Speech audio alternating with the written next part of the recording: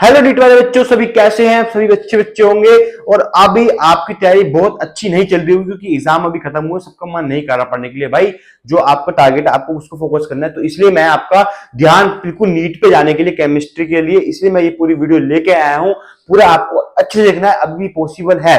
Chemistry में आपके 180 bye 180 भी ला सकते हैं, बस आपको मेरे ऊपर विश्वास करना है। मैं आपके ऊपर विश्वास करूंगा कि आपके अंदर वो काबिलियत है जो 180 में 180 ला सकता है, वो बच्चा तू ही है बेटा।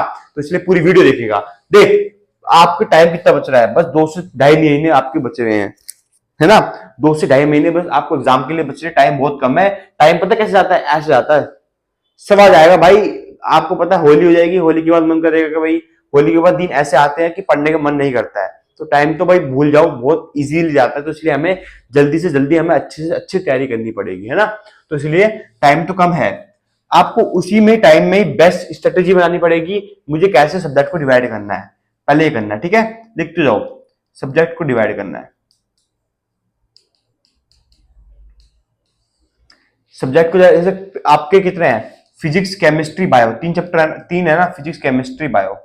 ठीक है जी। तो आपको तीनों को ऐसे डिवाइड करना है कि आपको अकॉर्डिंगली कि आप सबको वेटेज दे सको और सोच सको कि कौन सा सब्जेक्ट हमारा इजी है या कौन सा हमारे लिए हार्ड लगता है ना।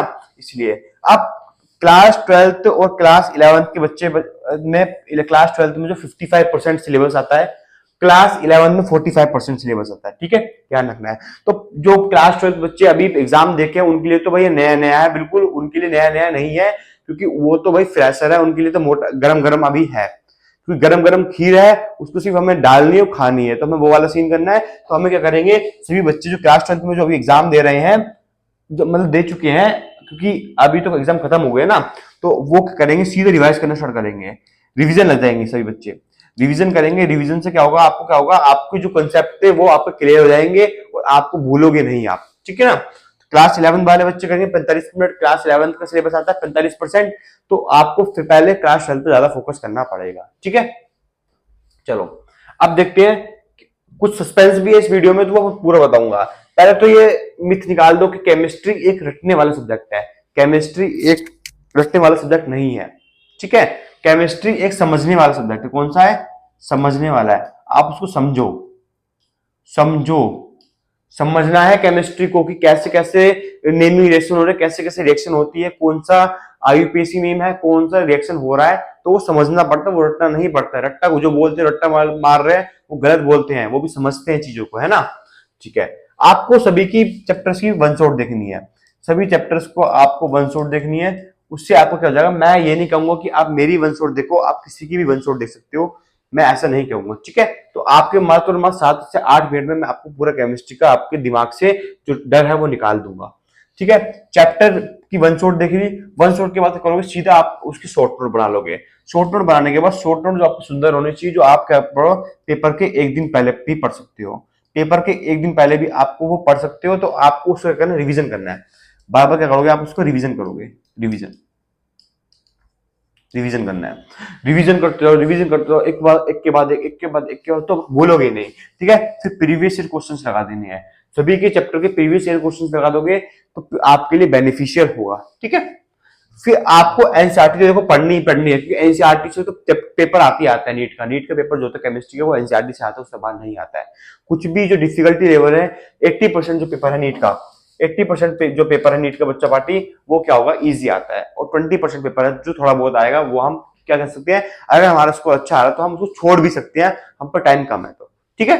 तो हमें इस पे करना है। एनसीईआरटी आपको चैप्टर वाइज पूरी पढ़नी चाहे कैसे भी पढ़ो, आपको मैं नहीं जानता, सभी बच्चे कमेंट करेंगे कि हाँ हमने एनसीईआरटी हम जरूर पढ़ेंगे, ठीक। चलो नेक्स्ट, अब कुछ चैप्टर्स में लेकर आया हूं केमिस्ट्री के, जो कि आपके बिल्कुल डेंजर जोन वाले, जो तो करने हैं, जिससे 2 से 3 क्वेश्चन हर चैप्टर से बनते हैं।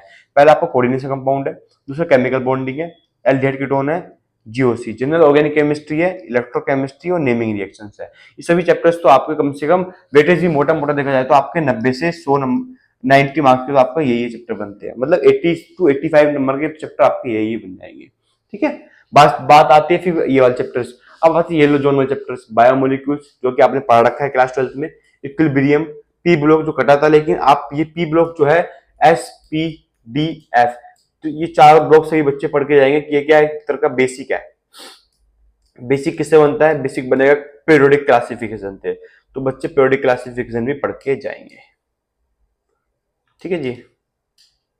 एमाइंस, हाइड्रोकार्बन्स और थर्मोडायनेमिक्स, ये सभी चैप्टर्स जो है आपको पढ़ने हैं। पहले आपको डेंजर जोन वाले चैप्टर्स को आपको लिखना है, उसके शॉर्ट नोट बनाने हैं, उससे क्वेश्चन लगाने हैं। ये चैप्टर्स जब हो जाएंगे तो सब बच्चे वीडियो में कमेंट करेंगे कि हाँ मेरे चैप्टर्स हो गया है, अब मैं येलो जोन वाले चैप्टर्स करके जा रहा हूँ। तो आपको ऐसे देखना है, ठीक है ना। पहले डेंजर जोन वाले चैप्टर करने हैं, उसके बाद येलो जोन वाले चैप्टर करने हैं। Danger zone, yellow zone, right. चलो अब कुछ मैं रिवील भी कर देता हूँ कि बच्चा पार्टी देखो, आपको मैं एक चीज बता देता हूं, जैसे कि आपने ये चैप्टर पढ़ लिया, फिर ये पढ़ लिया, फिर ये पढ़ लिया, अब आप जीओसी पे आ गए। तो आपको क्या करना है, केमिस्ट्री में जब अगर आप जीओसी कर रहे हो तो आप जैसे मान 2 घंटे आप केमिस्ट्री को देते हो, तो आपने 1 घंटा जीओसी को दिया और उसके बाद आधे घंटे आपने 10 क्वेश्चन इसके लगा दिए। ठीक है जी, 10 क्वेश्चन इसके लगा दिए, फिर अगले दिन 10 क्वेश्चन इसके लगा दिए, फिर अगले दिन 10 क्वेश्चन इसके लगा दिए। रिवीजन हो गया, 3 चैप्टर का रिवीजन हो गया, फिर खत्म हुआ, फिर 10 क्वेश्चन फिर इसके लगा दिए, फिर इसके लगा दिए। चैप्टर बढ़ता जा रहा है, 10 क्वेश्चन, चैप्टर बढ़ता जा रहा है, 10 क्वेश्चन।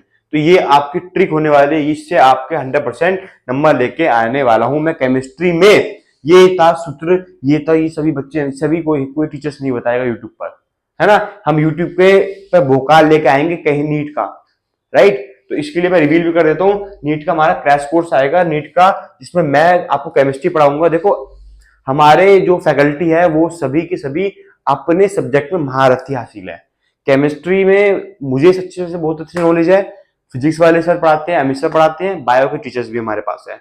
तो हमने सब्जेक्ट के वाइज हमने टीचर्स को लिया, हमने एग्जाम्स के लिए भी हमें देखना है कि टीचर्स जो है उनको उस सब्जेक्ट में नॉलेज है या नहीं है। ठीक है, उसके लिए हमने बच्चों के लिए बहुत अच्छे अच्छा कंटेंट लेकर आ रहे हैं। जैसे कि कंटेंट था, आप इसको फॉलो करोगे, इसको शेयर करोगे तो हम और अच्छे कंटेंट लेके आएंगे, क्योंकि हमें नीट में बच्चों को निकालना है, अच्छे अच्छे नंबर लेके आने हैं। ठीक है, और हो सकता है फिर हम आपको अच्छे आगे भी मदद करे जाए, तो इसलिए आपको काउंसलिंग तक मदद करेंगे, क्योंकि हमारी वीडियोस आपके चैनल पर आती रहेगी। ठीक है, तो आपको नीट में केमिस्ट्री में पूरा पता लग गया कि चैप्टर कौन कौन से, सबका स्क्रीनशॉट ले लेना है। ये चैप्टर डेंजर जोन वाले हैं। नेक्स्ट फिर आपको ऐसे वन शॉट लेनी है, पीवाईक्यूज करने, चैप्टर वाइज करने हैं, रट्टा नहीं मानना है, आपको समझना है चीजों को, जिससे आपको ट्रिक निकाल सको और आप अपने पर फोकस कर सको। ठीक है, चलिए मैं रखता हूँ वीडियो को। Bye bye, thank you so much, और अच्छे से फोकस कीजिए। कोई डाउट हो तो पूछ सकते हो कमेंट में, लेकिन अपने आप को सपोर्ट कीजिए, हमें भी सपोर्ट करो, हम आपके साथ खड़े हुए हैं। Okay, bye bye, thank you.